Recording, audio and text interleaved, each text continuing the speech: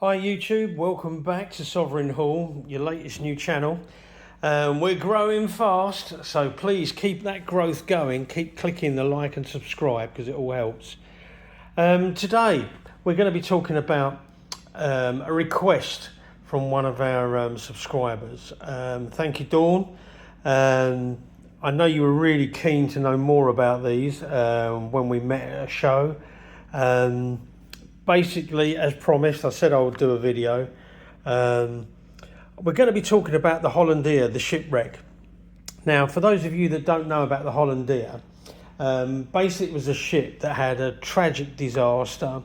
On its maiden voyage, it sunk in 1743.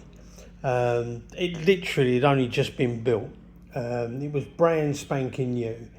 It was assumed that because there was heavy fog and heavy seas, that basically they just didn't follow the navigation.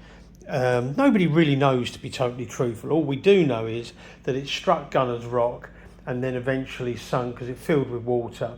They didn't make it to the sea, to the shore, and unfortunately all hands were lost. So 276 souls died that night. Apparently, on the Isles of Scilly, they could actually hear guns going off, which they were firing in desperation to get someone, because obviously there's no way of communication, like back in them days. So they were firing the guns to get people's attention. So anyway, the Hollandia, it lay there at the bottom of the ocean for 230 years, which is completely untouched. Till eventually a guy called Rex Harrington, who was basically a solicitor from London,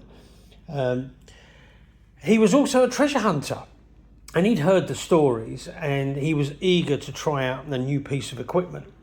So he actually took out this magnetometer and actually located the Hollandia on the bottom of the seabed. With a team of divers, they actually brought up 35,000 coins.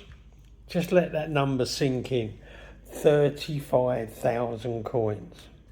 The ship was rumoured to be carrying around 130,000 guilders of silver.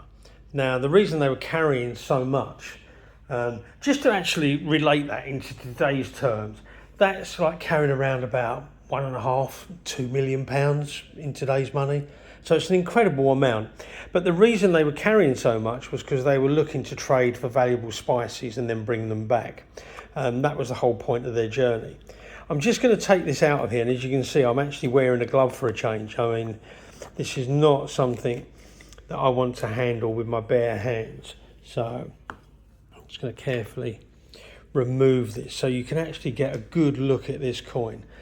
I know it's laying at the bottom of the ocean, but to me, to hold in my hands a piece of history like this, I think is just incredible. These coins, actually, these two in particular, I'm lucky enough that I've actually got two of these.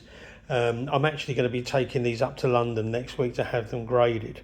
And the reason I'm having them graded is not because I think to myself, they are in good nick, but not because I'm looking to add monster money to it, but I just think it will preserve them. I mean, these sort of enclosures are great, but it's not as good as having it done by PCGS or NGC. So as you look at the coin, we've got, it's called the 8 Reale, which a lot of you who know anything about Long John Silver or Pirates of the Caribbean, it was epitomised in the film as like pieces of 8. And of course, even I always thought a piece of 8 was just something the parrot said. I didn't realise it was an actual coin until obviously my knowledge grew on coins. So, and the other thing is, because this was still a Spanish colony, Mexico wasn't independent then. Hence why you've got, it was branded as as an actual Spanish coin rather than as a Mexican coin. So you've got the seal, the Spanish seal on one side, and then on the other side we've got the pillars, which are probably a bit clearer on that one. So, but let's just get that one out as well. So I mean, it doesn't make no difference, does it? Because as I say, they're going up to London anyway. So, but I just think, you know, like when we're talking history, I just love the fact that you can have things that are so rare, and it doesn't have to break the bank to have such a thing. You know, that's I find incredible about this, is that you don't have to break the bank. You know, you can have a serious piece of history in your hands. You know, when you think, you know, like you see here, you've got the two pillars, and then you've got the ribbon in the middle, and then you've got the seal on the other side, and you can see it's a lot clearer on this one. Just that this one hasn't, you know, because it hasn't been cleaned. Well, I say it hasn't been cleaned.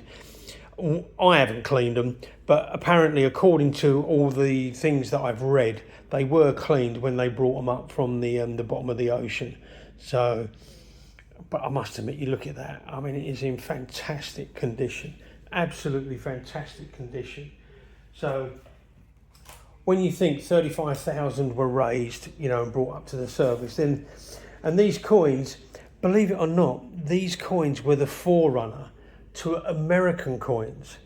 And it is even said that if you look this up, you'll even find that the whole reason the dollar is done the way it is because of these two pillars were pushed together, and then the ribbon was run through like in an S shape, and that is how we get the dollar sign that we all know today.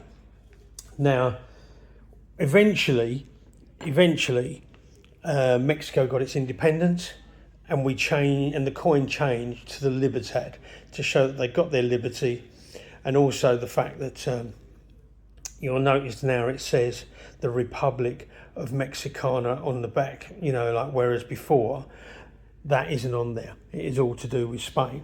But that's a little bit of history about the coin, you know, like, but the coins themselves, they actually stayed in circulation as is until 1887. Then they were minted in Mexico from 1732. Now, because of the weight, it was very, very difficult to copy these. A very difficult thing. Now, because this was on a maiden voyage, unlike a lot of coins that you'll see of these, of 8 Royales, you'll come across, you'll find they'll have what they call chop marks on there.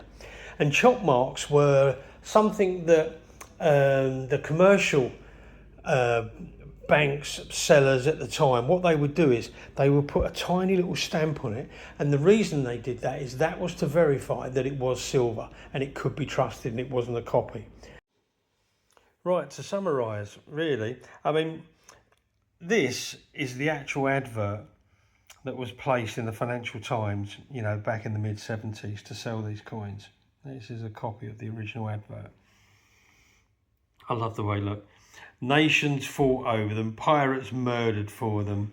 Long John Silver's parrot immortalised them. Now we're offering them as intriguing pieces of jewellery. Brilliant, absolutely brilliant. Right, you're probably thinking now, right now that I've given you the history of the bump, what are these coins worth? Well, they vary in price from anywhere from sort of £400 to £900 plus. So depending on the condition of your coin, I mean, the condition, like everything with coins, is really what it's all about. You know, when you look at some of these coins, if you're looking at something that's had heavy sea damage, you're looking sort of like £300 to £400. If you're looking at something that's in standard fine condition, we're looking £400 to £600, and anything that's graded, we're looking £600 to £900 plus. So it's quite a wide range of values when you look at these. And as I say, for me, I think if they sell, they sell. If they don't, they don't. I'm not going to lose any sleep over it. The fact that I've got a coin that I can hold a real piece of history in my hands, that means more to me than anything else. And I'm just having a quick look on it, and I've just noticed, I don't know if you guys, the camera's picking it up, but look dead centre. I think this might have a chop mark. I don't think that's from the wreckage. That could actually be a chop mark. I don't know if that adds to the value or not, but it is quite intriguing. Nonetheless, if you've liked what you've heard today, please like the channel. Please make sure you subscribe. Everybody helps. As I've mentioned previously, when I get to 100, there's going to be a giveaway. I know it's not a lot, it's but 100's 100. So the sooner we get there, the sooner I give something away. Speak to you soon, guys. You take care now.